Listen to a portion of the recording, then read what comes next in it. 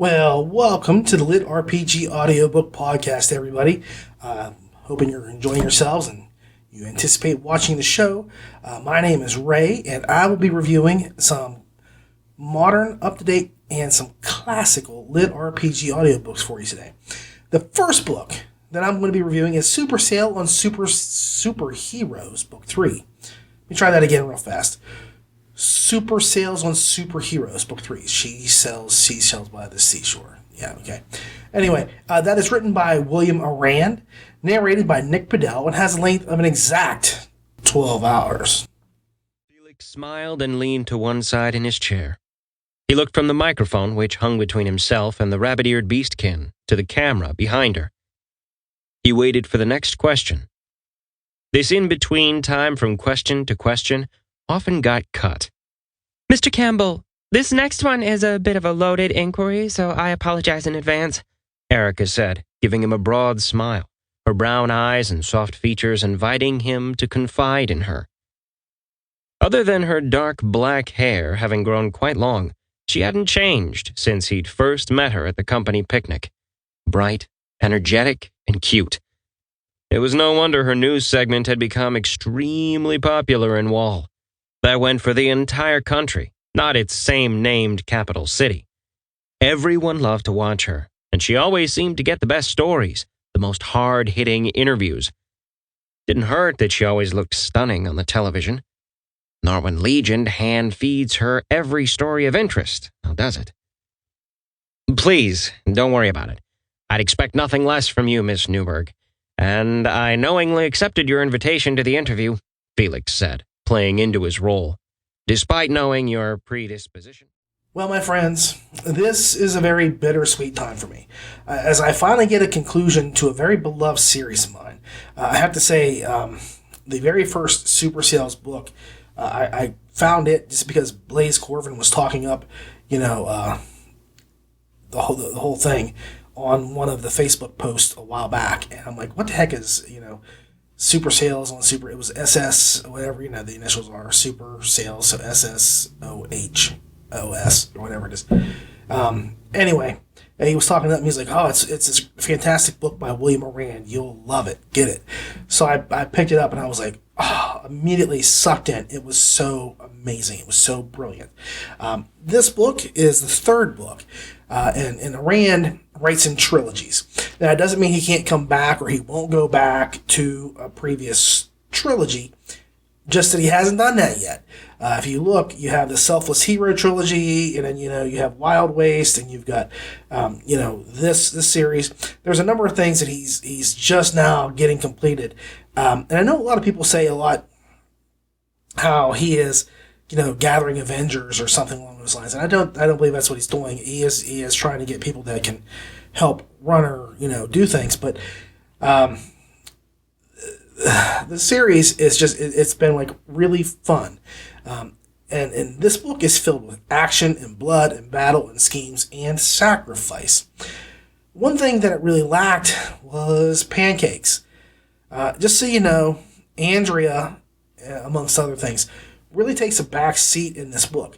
And most of the other female characters, Kit and Lily, and they're barely visible. They pop up periodically for very brief appearances. And I don't want to add any spoilers here, but I will tell you, fans of the Wild Waste, that you should pick this book up, as things from this series tie very directly into that series. So you don't want to miss it. If you like Wild Waste and you don't read Super Sales, you probably want to get this book just because there's a very, very obvious tie-in to Wild Waste. And by that, I mean, this is not a brief cameo. This is an actual sign, I think, that Arand is finally beginning to pull his books together in a far more definitive way than we've had in the past. So if you're a fan of any of his books that he has tied together, and I think the only one that would be separated from this would be Cultivating Chaos, is, so if anything he's written so far, that they all can tie together, and they do in some way, you really want to get this, because I think this is the starting point. This is like the time that Nick Fury appears at the end of Iron Man, the very first Marvel movie, and he's like, hey, I think I'm putting together a team. I think you'd be good for it. So this is a lot like that. This is the first step in the overall sequence that we're going to be building up. But it's very clear, in certain terms, that the universes are all very much tied together and are going to be connecting for this big finale in some way. So I'm really excited for the event. Now, on that note, and I hate to say this, I was a little disappointed by this book, so I'm just going to come out and say it. There were issues that I had, and starting with Felix barely uses his powers. And I mean, like, 3/4 of my fun always came from the way that the creative things he would do using his abilities. And I loved watching him give people powers and amping them up and dialing them down and saying what worked. Honestly, aside from one police detective, I don't think he modified anyone or did much enhancing at all. The biggest use of his power was bringing back dead members from his team once. Now, I really love Felix and his girls, but there was not a lot of super action here. Lily and Kit did very little. Andrea, almost totally invisible. The book seemed to be dominated by one new girl from Vince's world. And truth be told, it felt like this was like one long date book interspersed with some fighting here and there. Felix was taking someone out to dinner most of the time, and if he wasn't doing that, then he was struggling to stay ahead of his opposition. Now, another thing that kind of disappointed me was that I'd been hoping to see in book 3 that Felix finally go against Skipper. Now, again, this is one of those things where he had to make a decision. Skipper is the main bad guy in book 1, makes an appearance in book 2, does a little threatening stuff, and then moves on. So I figured book 3 we're going to see some resolution to that conflict finally come to a head. It didn't, and that's what kind of made me curious, because the book leaps 5 years. Like, usually a book picks up right after the last book did. This one does not do that. It picks up 5 years after the fact. So there would have been 5 more years of him struggling with Skipper and all these other things that were going on. But what's really weird was not a lot has changed since the end of the book 2. Everything kind of stayed right in the same pattern as before, which was weird because the relationships hadn't shifted, the paradigm hadn't changed. Everything, you could have just said it hadn't had a 5-year gap and it would have been fine. You could have said it was a year later and it would have been fine. But 5 years, it was just really, really weird. So it was what it was. Felix is pretty much neutered through this book, and all the girls are suddenly shoved aside for this newbie in his life, Felicity. And the way it ended, while trying to tie things up, it just did not hit my buttons. It was not a very proactive end, and I can say is that it didn't have the same tonal quality of the first 2 books. And if you want me to be honest here, here's my complete breakdown. The book picks up 5 years after the end of book 2. Nothing has changed. We do learn that for some reason the gods of Earth had decided that Felix is a D-bag and that they want to do everything in their power to stop him. One of the things I loved about book 2 was the way it changed directions so deftly. It made you think that it was heading here and then there, and it was all over the place. It shifted gears and took off that you didn't see coming. Here, it didn't happen at all in book 3. In this book, Legion is under assault, and it never lets up. Felix and the other never, ever have time to catch their breath.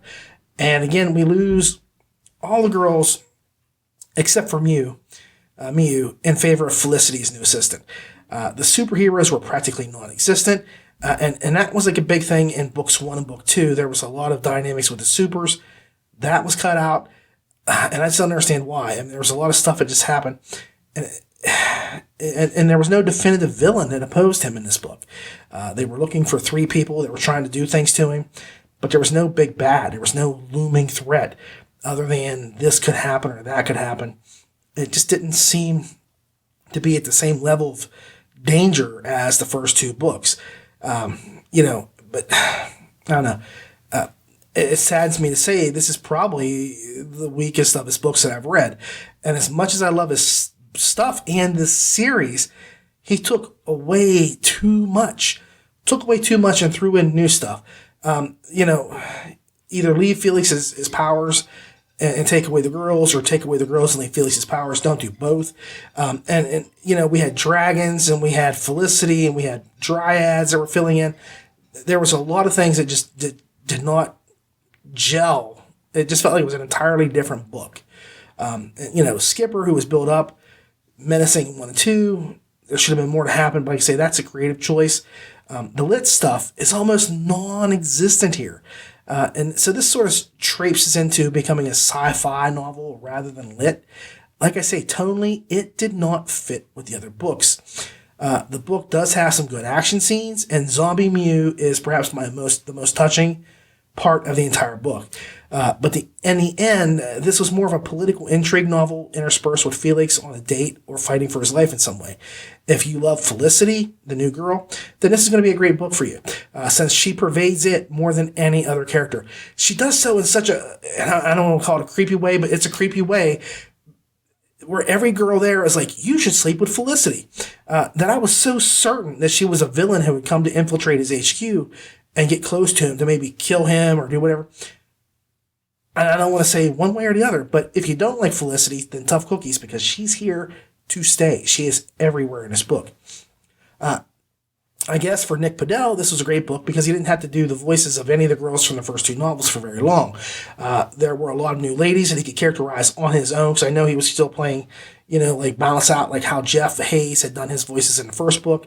So here he had like a bit of free range to finally play with the voices. He did not have to replicate, for example, Andrea's energy, which is like one of the most fun parts of the first 2 books. He does play a fine Felix and is an amazing narrator, and he does his utmost to keep the book as exciting as possible. He had no issues. I had no issues at all with any of his work with this book. I'm happy to have him here. If I can't have Jeff, I will take Nick. It's a secondary substitution, but you got to get what you can get. And I think Nick does a good job for how he does things. I know it sounds like I hated Super Sales. I didn't.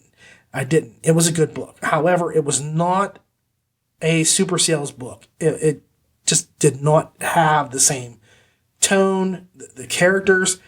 There was no LitRPG aspects to it, hardly at all. There was a lot of things that just kind of got gutted, and I don't know what happened because of that. I don't know, because I know some people say, well, he's trying to merge these books together, and he had the Wild Waste people coming over from Yosemite and things like that.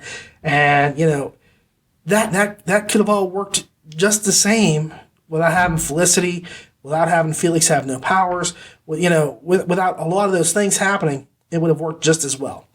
So I don't know what was going on other than he maybe needed Felicity in there for something to free up Andrea and the others. I don't know. And like I say, there's sacrifice here at the end of the book. But it was one of those ones where I really can't say that, like, if you read the Selfless Hero trilogy, there's a loss there, and you're like, oh, it got me right in the feels. I can't breathe. Here, the sacrifices that took place, I really, really, really, it barely affected me, which is weird because they were 2 of my favorite characters, 2 of my favorites, and I was like, well, they weren't here anyway, so what difference did it make?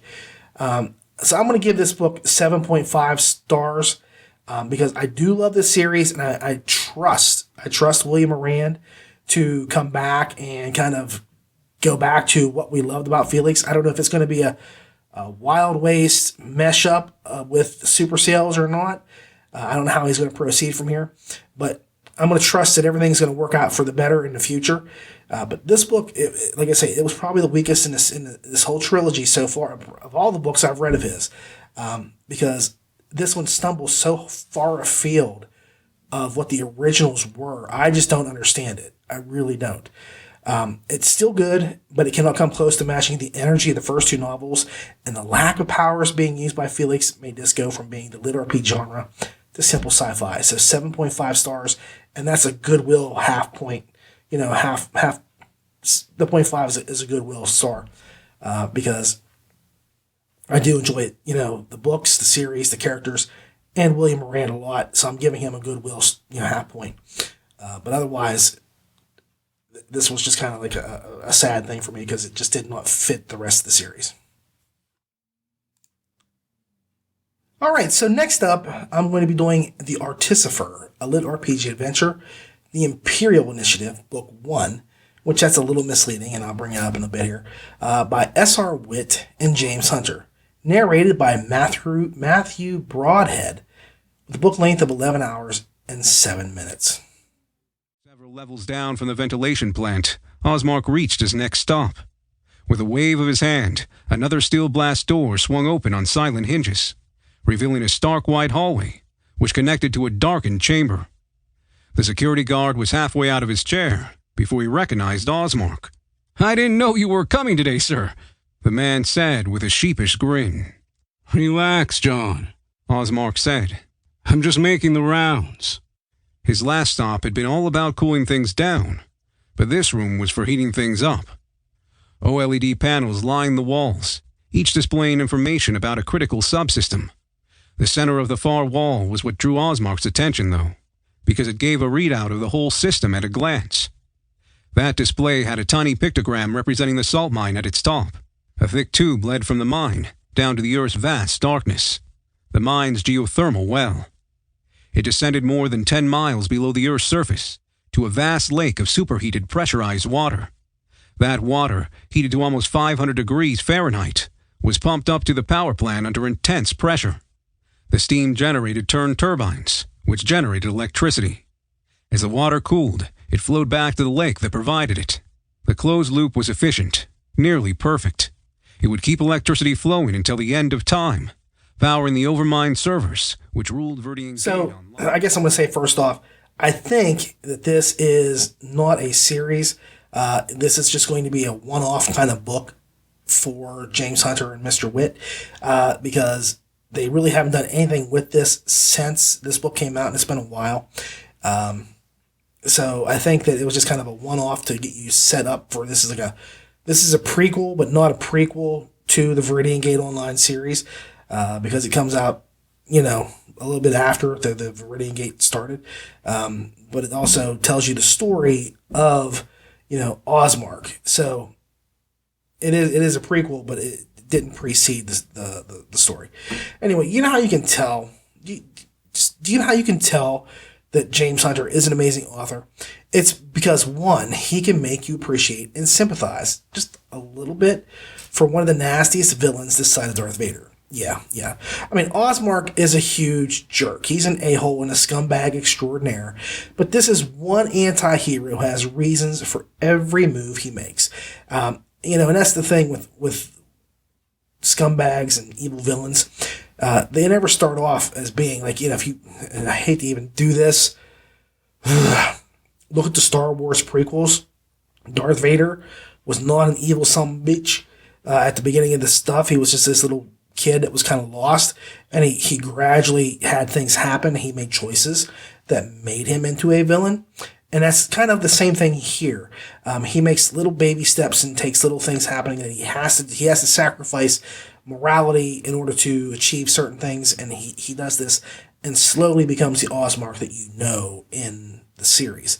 By no means does this book negate his asshat status, okay, that he earns in the VGO books, but you get a better handle on all his motives to a small extent and see what pushed him to be the way that he is by the time you get to Viridian Gate. Two, I'm back to Hunter now. Hunter is a writing chameleon. He easily adapts his writing style to match whomever he partners with. And so that the transition is fairly seamless. He's co-authored a lot of books, and they all feel as if they are written in one singular voice. So, Witt and Hunter, I don't know who came up with what, how things started, I don't know how much James Hunter actually contributed, how much he didn't. I don't know how much Witt contributed, didn't. But it really is tonally, it's one voice. It's a pretty solid storytelling technique right here. And I'm always impressed because I say the same thing about Aaron Crash and Hunter with the War God series, because it's all one voice. If you want to hear another one voice, look at Rogue Dungeon. Eden, and Hunter, it's two different people, and it's all one singular voice, one singular tone. And they all change because they're not the same tone as Viridian Gate. So I'm always impressed by that sort of stuff. So here, for this book, let me get back to this. What's the sit rep? Okay, Osmark knows that the world is going to end long before the general public. And he takes steps to ensure not only his survival, but as many people as he can get into his VR world. The problem is he meets resistance along the way, a lot of resistance. There's political types, and he has to, start making maneuvers that make, things that make your mother cry. So he has to outmaneuver politics and politicians. He's got to, get help and money. Even though he's got cash, he's got to go to the seedier side of town to get some money to make things happen and make promises and deals. So, I guess this is done kind of make him more sympathetic and see that things are not always black and white. Because if he didn't do these things, then, we wouldn't have a VGO series because the world would have just been crushed by the asteroid, and that would have been it. So this made me kind of hate him a little bit like Norman Bates in Psycho, because, Norman Bates is like this swell dude. He's quiet. He takes care of his mother. He likes birds. And you get to see how he gradually goes from like being, doing minor evils to being a full blown bad guy. You don't really see it happening all at once. You don't know it's there. And then there it is. He's suddenly in his, the mother's dress and wig with a knife, stabbing some poor chick in the shower. So that's kind of how Osmark is. And I think, with Osmark, I don't know if Hunter is a fan of comic books. I don't know if he's read like Superman or Spider-Man, but I can almost say that like Osmark is kind of an amalgam of Lex Luthor and Norman Osborn, the guy that's Green Goblin. Because Luthor is a solid businessman, so is Osborn. But Osborn kind of goes crazy once he gets his powers. Luthor doesn't ever get powers, but he is just brutally efficient and does what he needs to succeed and win at all costs. Now, Osmark was not quite that bad, but in the end, he kind of had to have that kind of, we need to do this, or it's all over with kind of attitude. So you can see, I really feel like, there's a lot going on here. That you could almost say he got these right from the comics, and it's more of an homage. I don't think he lifted anything directly. He didn't. I know he didn't. It doesn't feel that way either. But Osmark really does not ever realize he's chopping his soul into pieces. And by the end of the book, he doesn't have much of a soul left to spare. So if you ask what it is that passes for action here, because this is your big question, right? This is the real world. This is not the VGO world. When do we get excitement? When do we get this other stuff happening where, you're like sweating bullets over things? What I can tell you, without spoiling a lot, is he does have to contend with some hired killers, who are after him. And he has to recruit some, financiers from the scum of the earth. And one of his recruits is actively planning to take control of VGO away from Osmark once they're inside the game. So he's got a couple of things he's got to deal with and fight along the way. There's battles he goes through, and then maybe they're not, Vogathar warriors or anything like that, but it is interesting. So don't go thinking this is all business dealings and boardroom meetings. It's not. Now don't get me wrong. The book is pretty amazing, and it ties right into VGO, leading right up to a point where he first hears of a certain fellow named Grimjack. Now, I can totally see, if there was another book, it picking up somewhere after their encounter and showing us everything that he had to deal with, like our man Jack and Cutter, as they try to stave off his military advances. And I really would like to see that. I know James has a slew of other books coming out based on other characters and things like that from the VGO series. I think Osmark could carry it. I think you could have a book with the villain as the main character and do it right. But again, I'm always saying that. I think you can have a monster be the main villain. Shaklack.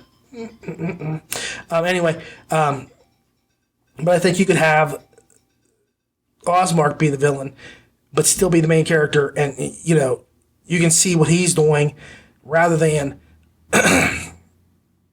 just from Grimjack's point of view. Because even when they team up in the Grimjack's book, you're getting Grimjack's point of view most of the time. If it had been another character, I would have probably been rooting for this guy all the way. I still love the book and hold it to the same standards as VGO, but Osmark is a D-bag. He's a total D-bag. So in spite of the time, it just looks like this is a one-off book, and I'm really sad to say that. I could have taken another book written from Osmark's POV, as he struggles against Grimjack and all the Doom and Deathbringers and the Volgthar and all that. But it is what it is. Now, Broadhead, Matthew Broadhead, the narrator, who is not Armin Taylor, the narrator of the VGO series, narrates this book. And I think it was a smart move to have a different voice, so to speak, to tell Osmark's tale. This way you don't think of Osmark as being Grimjack, only as another character. It really sets up both series and main characters, sets them apart. I would say the Broadhead is never really quite on par totally with Taylor in this book, but he has some skills and chops, and he keeps things balanced. He does a fine job here. Now, with me, Broadhead is usually he's a hit or miss. He's either really, really great or he's really, really bad. And I don't know what it is. I don't know if it's the writing style or the quality of writing, but there are some books I've listened to, and I'm like, I can't believe Matthew Broadhead read this because, Warscapia. But then there's Bathrobe Knight series, and I think he was really good in the Bathrobe Knight series as opposed to Warscapia. So I don't know, I'm a little biased on how he is because I think he's either really great or he's really bad. And I haven't seen him hit a middle ground yet. So it is what it is. For overall quality, story, and narration, it's like holding a mirror up to VGO. That's the best I can say. So if you like VGO, Viridian Gate Online, you'll see they're the same but very different. They stand apart very well on their own. But you'll like this book a lot. You'll like it a lot. I'm going to give it 7.8 stars. So go get it today. So the next book I'm going to be doing is Dungeon Desolation by Dakota Kraut from the Divine Dungeon series, narrated by Vicus Adams with a book length of 11 hours and 55 minutes. I am thinking of visiting an exotic location, perhaps finding a secluded island and being revered as a god by the local women. Sounds like fun. Adam smiled and looked over at Rose, who was not paying attention to the conversation. Any plans, Rose? Oh, aim for the head, I guess, she responded somewhat distractedly. I meant after the fight, Adam stammered as she turned her attention to him. Oh! She was silent for a bit. Get some dinner, I guess. One way or the other, I don't see this war lasting too long. There is a mana haze here that screams the most powerful people in the world are present to me, so I'd say dinner time is an accurate guesstimate. What now? Tom interjected. I am unfamiliar with this word. Guesstimate. Rose cocked her head to the side. A guess. An estimate. A guesstimate. Why do people have to keep changing the language with weird mashups? Tom grumbled. I have a hard enough time with it as it is normally. There are just too many consonants. Sounds like a bunch of snakes hissing at each other. Well, Dakota Kraut finally returns to the Divine Dungeon after a far too long period of time. Now, I really, really missed Dale, Cal, and Danny the Wisp. Naturally, nothing remains static, and a lot of changes take place in a short span of time. So, without getting too spoilery, Dale loses a lot, Danny pretty much mommies it up, and Cal tries to deal with the plan to gather the world's energy via a network of ley lines that he has constructed. So I have to say, I do believe this is the penultimate book. It's the second to last book in the series. It was a little bit of a letdown in some spots, and I hate to say it like that, but two of my favorite series, the latest books, I know I just told you Super Sales on Superheroes. I was a little disappointed with that one, the way things turned all of a sudden. And it's the same thing here. This book, it just did things in a really strange and odd manner, and it did not feel like a Dakota Kraut novel. I don't know how to say it any other way. Like, for example, Cal sends Dale and his team to retrieve a dungeon core, and there really wasn't much to the encounter. A cult worships Cal and springs up, and he does very little with them. Andy commandeers another dungeon core to run some of his levels so he can focus on his big plans. Why he even bothered, I don't know, because it's never really mentioned after he does it. It's like, I want them to focus on the first 4 levels of the dungeon so I can do other things. He really didn't need it because he wasn't doing jack anyway. It was just weird how it worked, and I'll talk about all that in a bit here. But in the meantime of all this other stuff happening, there's this huge necromantic army that is just killing everything in its path, and the Adventurers Guild is tasked with stopping it. A lot is happening in this book, and we don't have, a lot of focus on anything for very long at any point, until the very end when we get to the big army encounter. Then we kind of get like a spotlight put on it for a little bit because we do get some fighting scenes going on. But it's all kind of just scattered all around and willy-nilly. And there's no, I don't know how to say it. The entire book is basically Dale and Cal getting pushed around and scrambling to stop a horde of undead and a triple S level madman. I honestly felt like the series would have been better served with the book centered on just the undead horde and then the madman, and then to the finish without the fallout of the encounter, finish it up with the fallout from the triple S or whatever happened there. For example, there are deaths that are just totally glossed over, events between party members and revelations about the big bad necromancer that, I don't know how to say it, there should have been more time focusing on these things, and it just seemed like it was just, boop, it happened. And I'll argue and say, in his defense, in real life, that's the way things happen. Just boom, boom, boom. You don't have time to think sometimes. You don't have time to blink. This is a novel, and so you can take a breath and flesh it out a little bit more. And I think Dakota Kraut is not afraid to flesh things out. The Completionist Chronicles, they're pretty long. They're very in-depth and detailed things. So any of those events could have had a bit more time spent on them to flesh them out and detail them. It wasn't there. Now, in Xenocide, on the other hand, Xenocide went from being just like this nutcase to being the biggest danger in the whole world. I would have expected a little bit more build-up before he exploded into being the biggest bad of all time. The last half of the book, it felt so rushed. So rushed. In fact, the entire necromantic war, which was built up pretty heavily, I mean, you think about it, I think the first book, if I remember correctly, there's like this hint of this dark dungeon and this necromancer, we're going to go do this. It was building up for so long, and it pretty much ends with a whimper. The whole necromantic war ends with a whimper at Xenocide's appearance. Xenocide is just this crazy mad guy that can pretty much do whatever he wants. He's almost a god, and he's trying to elevate himself a little bit higher here. And the other issue I have is that Cal does not do much in the way of being a dungeon in this book. Dungeon building or creating new monsters for most of the book. There's, one really small section where he creates new elementals. And that's it. And that was like a really great part. I love that part a lot. But otherwise, there's no new dungeon layers, no new monsters, no killing adventurers. And I realize, the way the story was going, you couldn't throw all that in. But that is what you have read the last several books for those aspects. You read them for the dungeon part.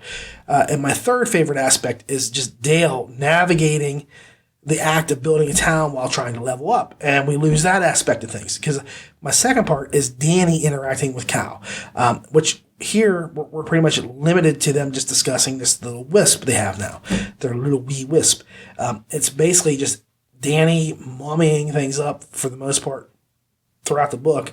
And then when she does contribute, finally, it felt like that was how things should have been going the entire way. So like I say, those are the things I enjoyed, and they were all kind of sucked away because you had no monster building or dungeon leveling creation coming up. There was not much in the way of Danny and Cal interacting, as Dungeon and Wisp. And Dale running around trying to do something for the town or make it better or stronger in some way. All that got swiped away. And I understand why he did what he did with Dale.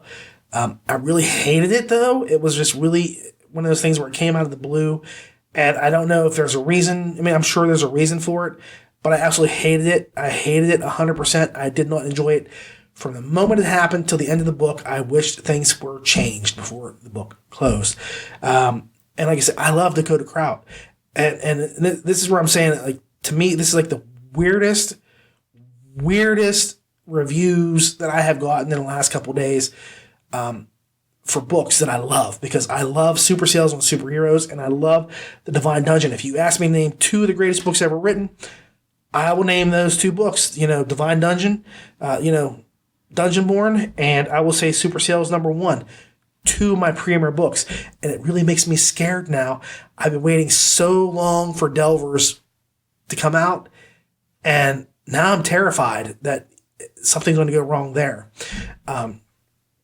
Just because I don't know what happened, but, Kraut stepped away for a long time and has been doing things with other books, and he has Mountain Down Press. And I don't know if he was just rushed to get this done. I would have rather he took another year to get this thing squared away to where it was really good and it felt like it should, rather than putting it out, because this book totally feels rushed to me. It also feels like it was pieced together because, just as an example, when they go to the first dungeon, the underwater dungeon, I expected to have like actual dungeoneering events take place. And it was kind of like they were in this room, they were in this room, they were in this room, they had the dungeon corner out. That was it. And for it to be like this really old, pretty powerful dungeon, there was not a whole heck of a lot going on there. And the same thing with the volcanic dungeon. There was nothing that happened there. We didn't even see anything there. Like you say, this feels like this was pieced together. It was more Dale's story than it was Cal's. There's never a reason why, as much as I love Dale should be the hero of the story. This is the Divine Dungeon series. And Cal should always come first. So I don't know. It's one of those weird things about everything. It just felt like Dale had so much going on and Cal had very little. And when he did have things taking place, it was not as interesting until we got to the elementals. That felt like the old stuff, and it felt really good, and it felt natural and normal. Everything else that he did was just kind of, even when he broke ranks and advanced a little bit, even then I was kind of like, that just, okay, he did it. He just did it. It was no big deal. I got more out of Dale advancing than I did with Cal. But I don't know. It just felt like he had to get another dungeon book out to keep us from riding. That's the way I looked at it. I just would have rather he held off a lot longer. Now, that said, I did enjoy the novel. I mean, you just can't get the same old thing every time. And I was happy with what I got for the most part. I can't say that it was one of those books that after I read it, I'd have been like, rah, rah, zis, boom, bah, this is the greatest book ever. I would have said I read it and I enjoyed the book. And that would have been it. And it would have been one of those books I could have put on the shelf and not walk back to. The battle was pretty cool, and I love the way that Dale rebuilt himself. The good moments that were there were great, but they seem to be pretty few and far between. And hey, I get there wasn't a lot of room, for the dungeon to grow and kill adventurers. I really get that. But, Dakota Kraut's pretty creative, and he could have done something with Cal other than what he did. Just really, he sent Minya down to get the volcanic dungeon's core. That's all there was. It's just go get me the core. There was no struggle or anything like that. We don't even get to know the core, get to meet the core, but for a few seconds. Again, I don't know the purpose of having those other cores taken.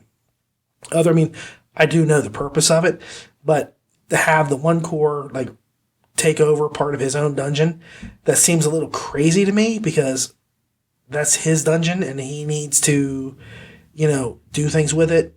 And to put that in somebody else's hands, kind of like, well, I'm pretty much done here. I'm not going to pay any attention to this stuff. It was just really strange, and it was very un-Cal-like. Cal, I don't think, would have ever sacrificed an inch of himself for anything.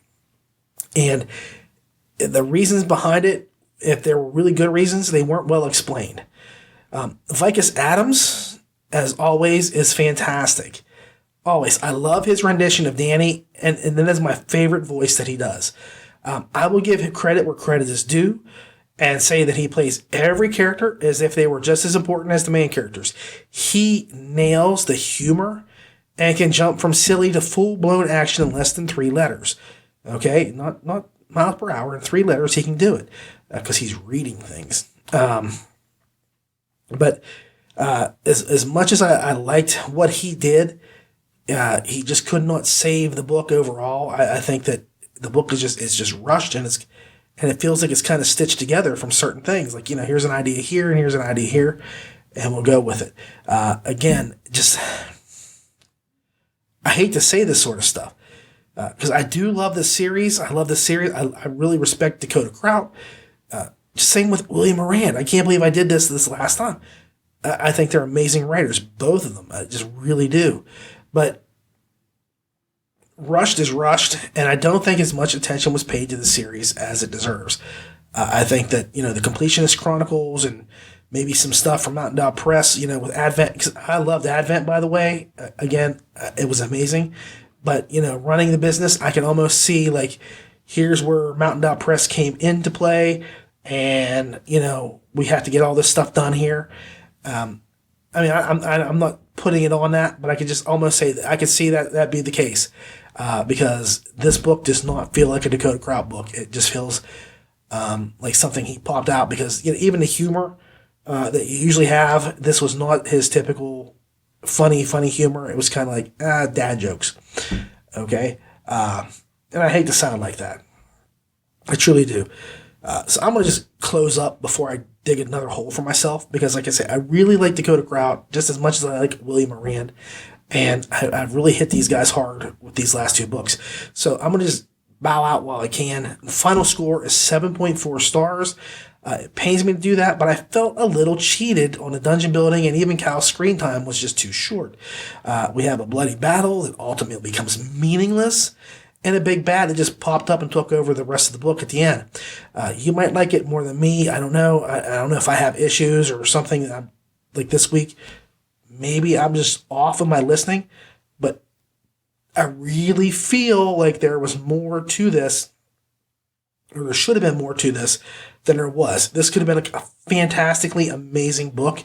I think it was too short. I think that there was not enough put into it. And like I say, it was just rushed. It was just not up to standard that I usually expect from Dakota Kraut. And I'm really sorry about that, but 7.4 stars. And I'm going to say this again for the second time today. This is the weakest book in the Dungeon series. The weakest book. It just did not have the oomph that the other books had. And I don't know. That's where I say I'm all for the trilogies. You do the 3 books, and if you need to do another 3, you do another 3. This year, coming in at number 4, it just seems like we've gone too far. We could have closed out last time and been satisfied for a little bit and come back and picked up with Cal doing other stuff. I don't know. I'm sorry. I'm really sorry, Dakota, but 7.4 stars. Okay, gang. Bear with me. That's all I ask, is just bear with me.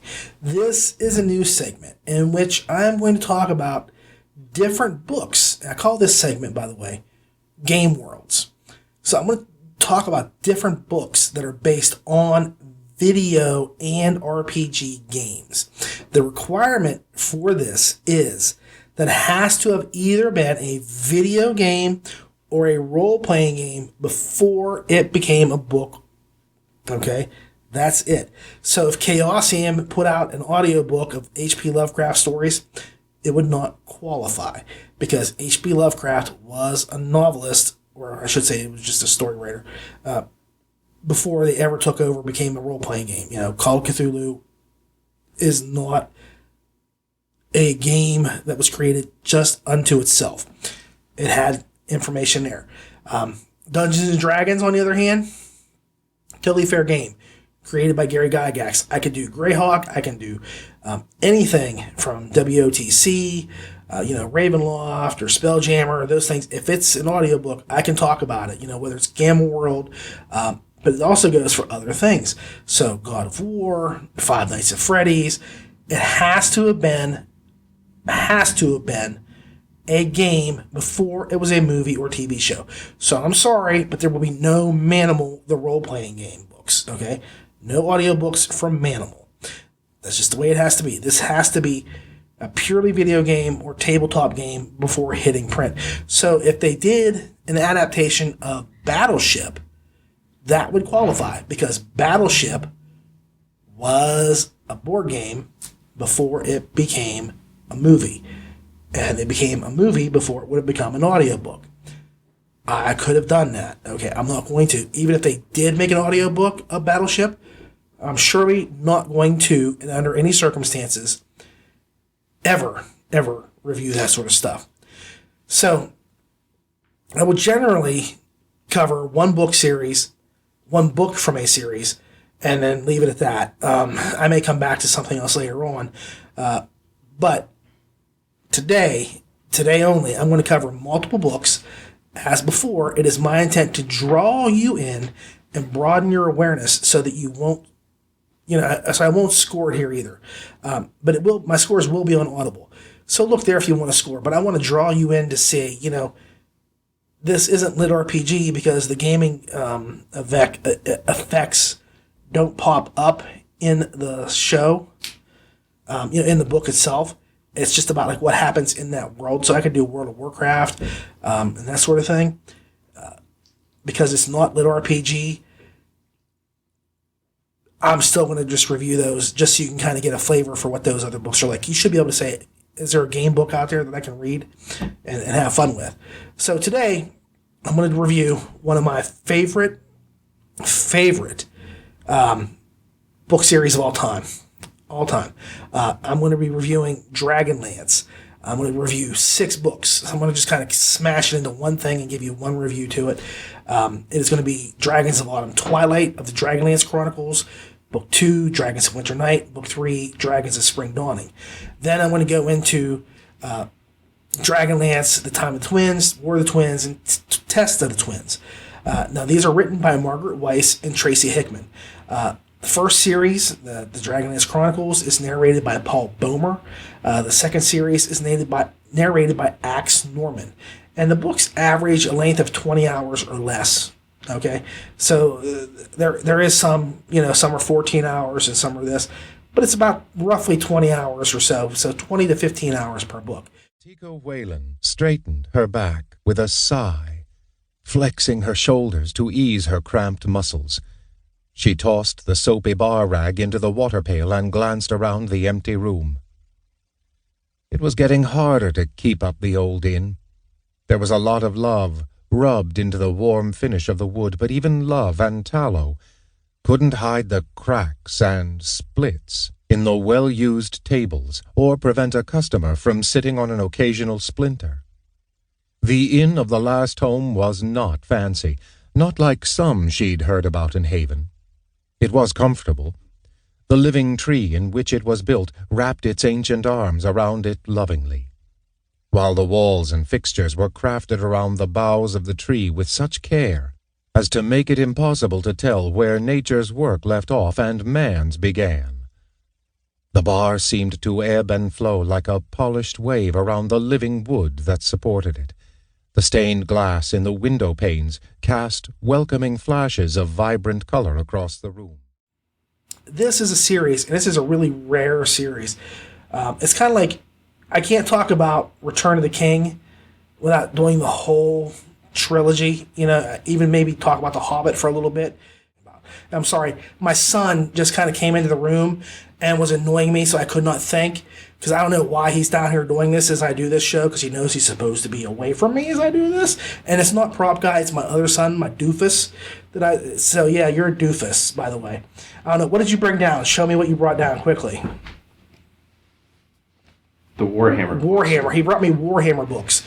I do audiobooks, and he wants me to do the Warhammer books because he likes Warhammer. I actually have a Warhammer book that I will be reviewing at some point in the future. So thank you so much, Mr. Logan Bane Batman Johnson, for doing that for me. Okay? Thank you. Yes, I can do Warhammer because it was a game beforehand. Very good. You listened to what I said and you picked up on it. Thank you. So I apologize for my lack of train of thought for a few seconds there, but he was like dancing around doing stuff. And I was trying to get rid of him, but he won't listen to me. Anyway, the Dragonlance stuff is it's integral to each piece. You can't just do one book and say how good it is, because each book builds from the previous book. And I'm going to say the last 3 books in this series are some of the best pieces of literature I've ever read. I mean, honestly, I go back and read these books once a year, one way or another. I have them on audio CD, I have them on MP3. I have these books, the original books, by Margaret Weiss and Tracy Hickman. I have great big thick tomes that collect all 3 books in each series into 2 separate books. I have you name it, I've got it. Dragonlance is there. And on that note, I'm going to say, after you read these 6 books, if you get these audiobooks, stop. Just stop. Because everything else that came out from thereafter was just crap. It was a cash grab by TSR and then World, WOTC, Wizards of the Coast, to cash in on like this huge franchise of awesomeness. And it should have just been left at those 6 books.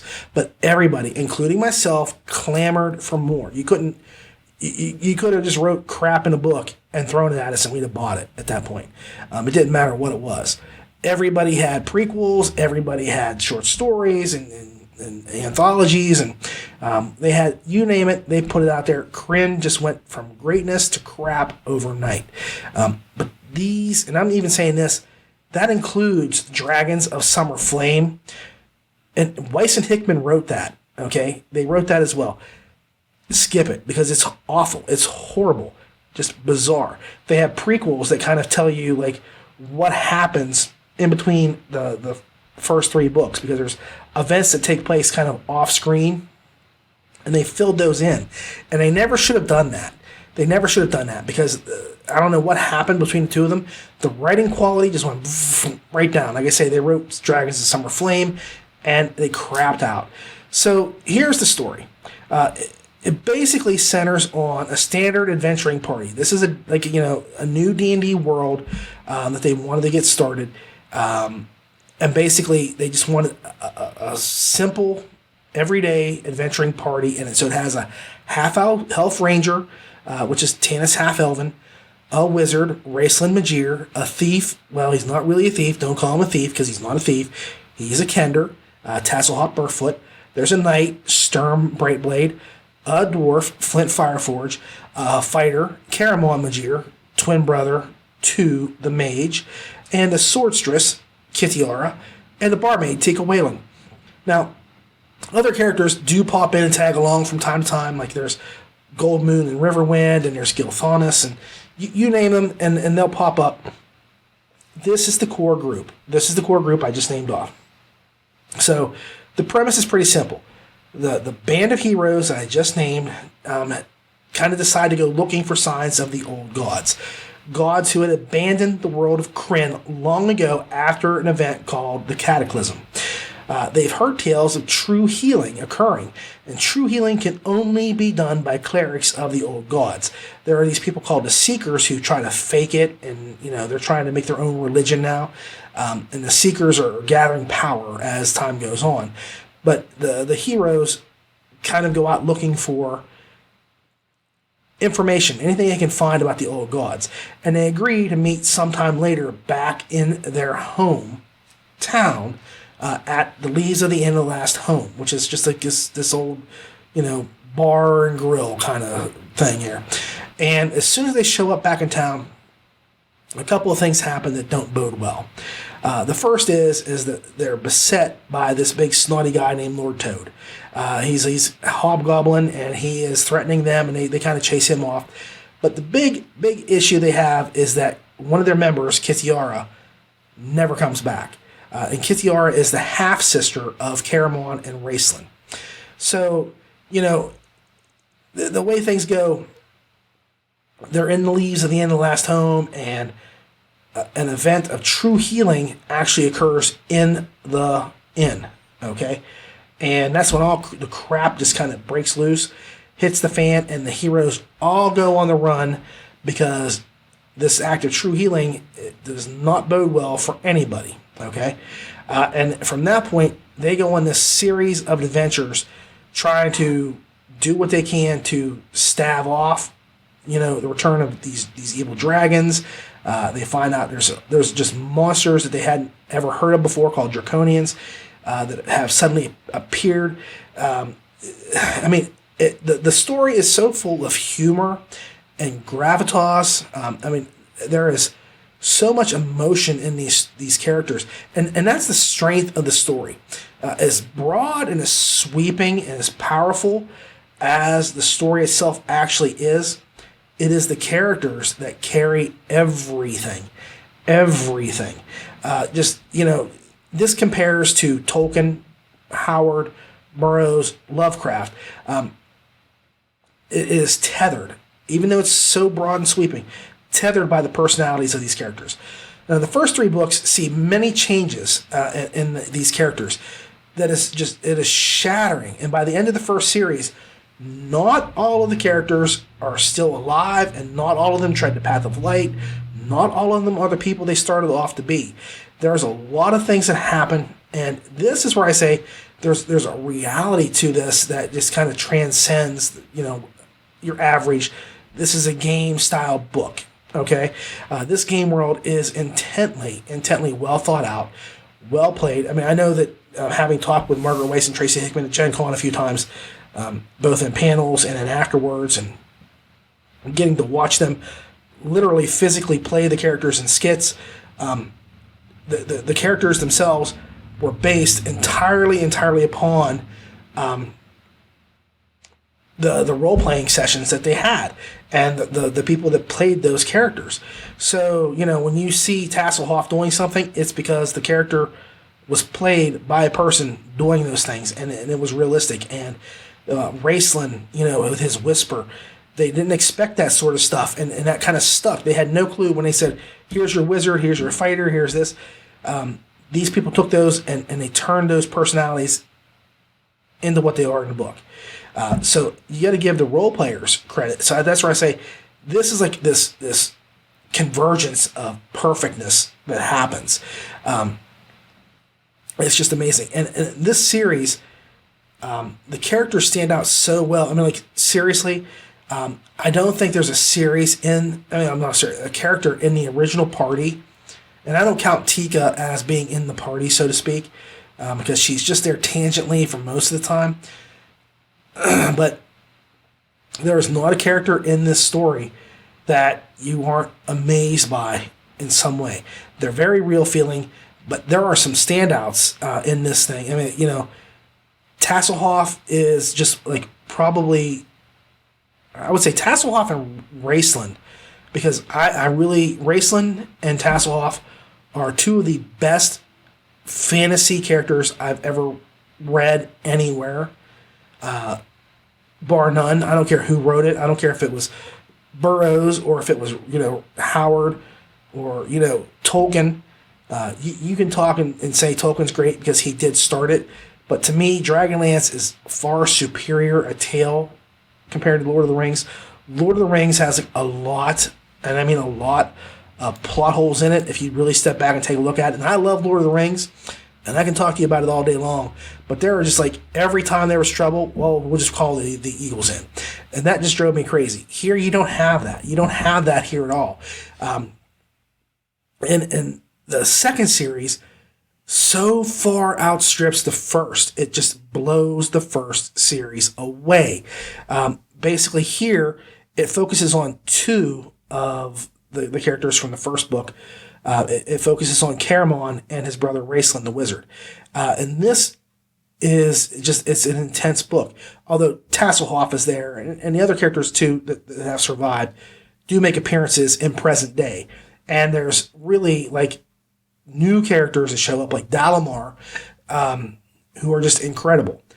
You'll love them. But this one is where Raceland has claimed a dark, cursed tower of magic, and he has become, by doing so, the master of the past, present, and future. And this story involves everybody, like I just said, and spans the time prior to the Cataclysm all the way into the future, beyond what we have seen up to that point. And it's basically about how Raceland schemes to become a god by killing the Queen of Darkness and taking her mantle for himself. Now, at least on its surface, that's what it's about. It's really about redemption, love, and sacrifice.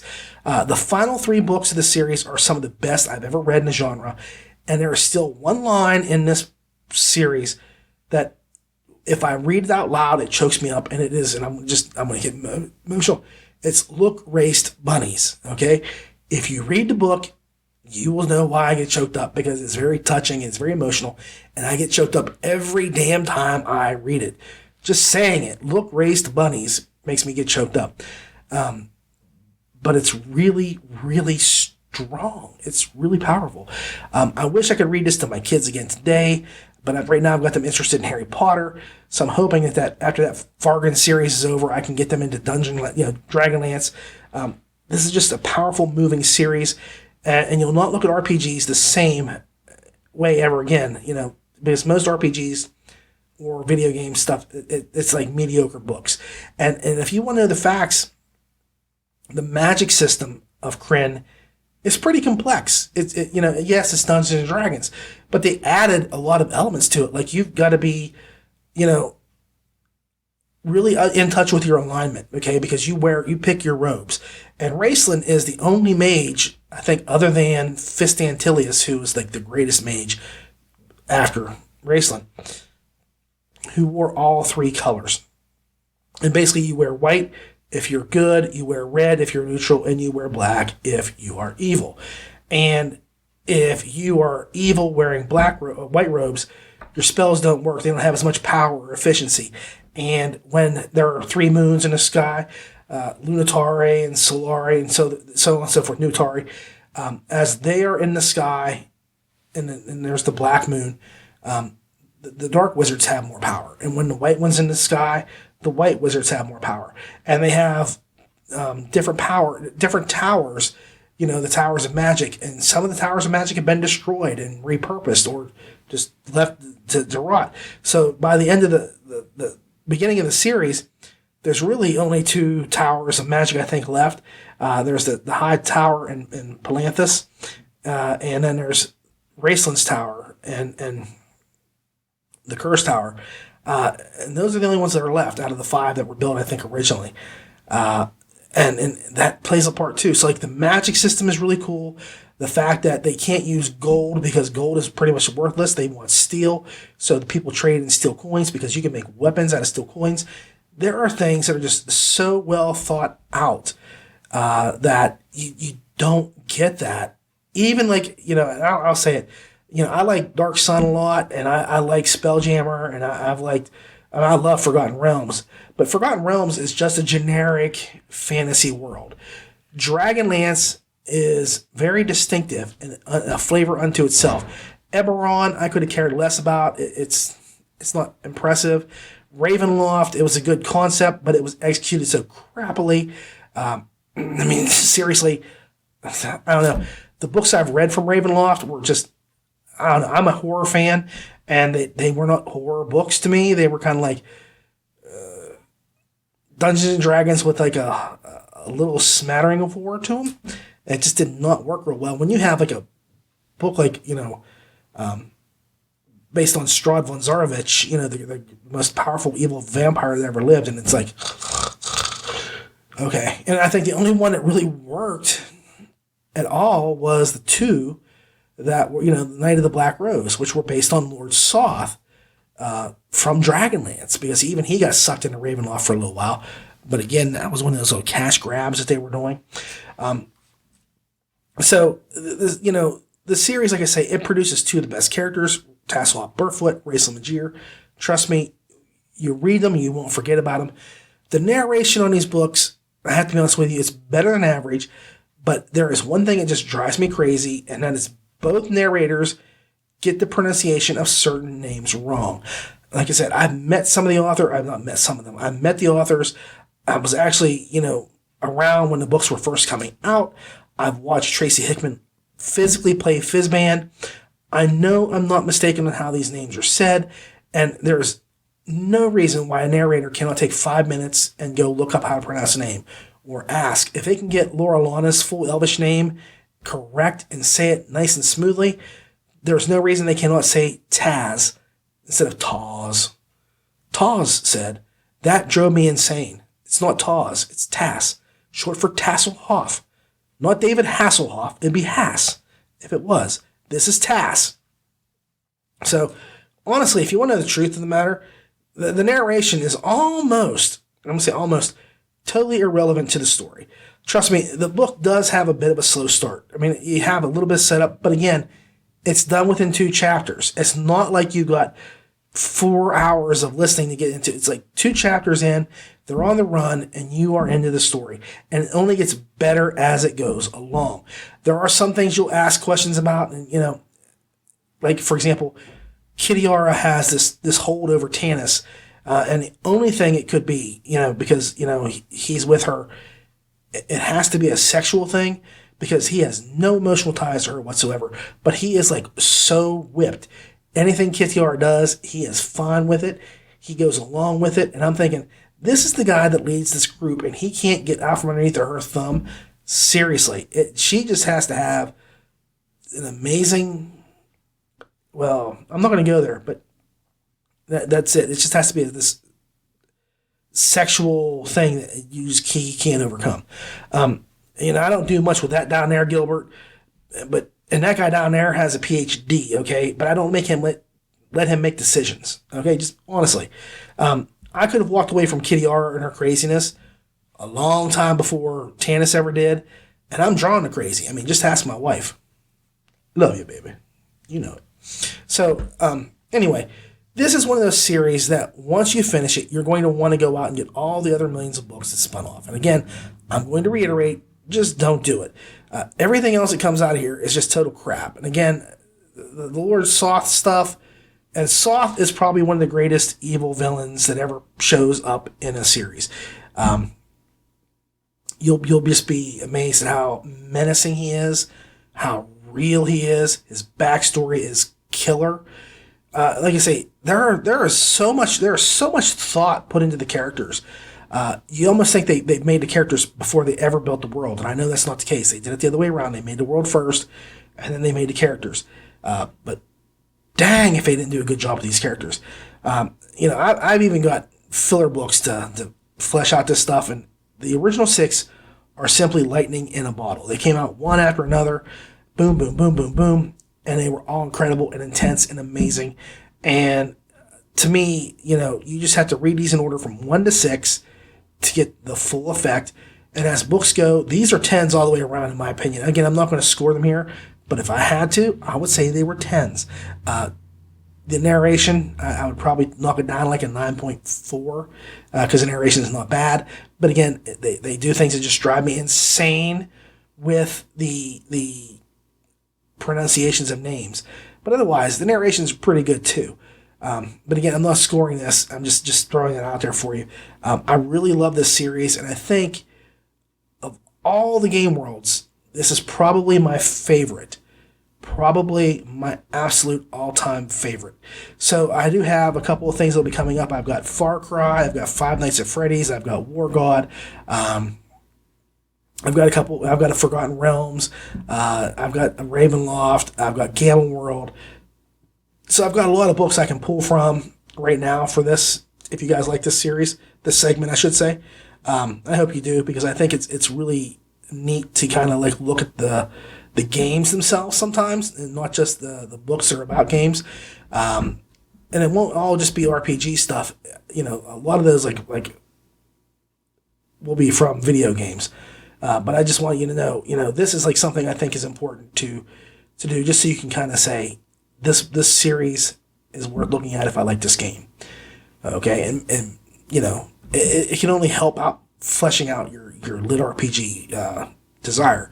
You might have a time where, as hard as it is for me to believe, with all the releases we get, there might be a time where you don't have anything that you're waiting for, and this would be a good shot for you to go get like one of those books and try them out. These books are incredible. I say get them in print or get them in Audible, or do both. I'm going to say Audible because it is really good. I've got them on MP3 CDs. Audible itself, I have them, you name it, I probably have it. And the only other series of books I have like that are the Monster Hunter series from Larry Correia. So, and I have everything on that he's ever put out in that format. And whatever format it was, I've got them all from the Monster Hunters. So, this is it. But just get the first 6 books and then leave it be. You'll want to go back, you'll want to revisit, and just take it from me. You don't need to. You don't want to. But check this series out. It is really incredible, and I don't want to make Ramon's head melt by having the 6 books all pop up at some point. And I hate to do that to him. But these are true soul gems, okay? Just true soul gems. You will just love them. So give them a shot. There's a lot more. I just glossed over it, and I know I'm probably running longer on this segment. Next segment I do on this series, not in this series, but on this segment, will probably be the regular length of one of the other reviews. But I wanted to throw this in here as a special thank you, because you do need to get, a broader sense of what's out there from these other books. So, and if I can help out in that way, I'm going to give you at least 3 books every week for LitRPG or Game Lit. And then I'll have, what else have they done? Or I'll have, the Game Worlds. Or I'll do something else for you. But Is It Lit is going to be like another one coming up soon. So just keep your eye out and we'll see what we can do. Well, that's our show today. Thank you everyone for watching. I'd like to thank you so very much for doing so. I do appreciate it when you take the time to watch or listen to the show. If you would like to support the program, and I hope you do, I'd ask if you could to please like the LitRPG Podcast Facebook page or the YouTube page. We do have those. Or just share and like this video. That helps a lot too. It gets the message out there, so to speak. I sincerely hope that you've enjoyed our show. Please leave comments or suggestions in the section below down there. That down there, Gilbert. And feel free to tell me whatever you think about the show. Doesn't matter what it is. You can tell me I suck or my haircut is really crappy. I will take the feedback to heart and try to do what I can to make things better next time around. I'd like to remind you that you can follow us on Facebook, Twitter, YouTube, iTunes, Google Play, and Stitcher.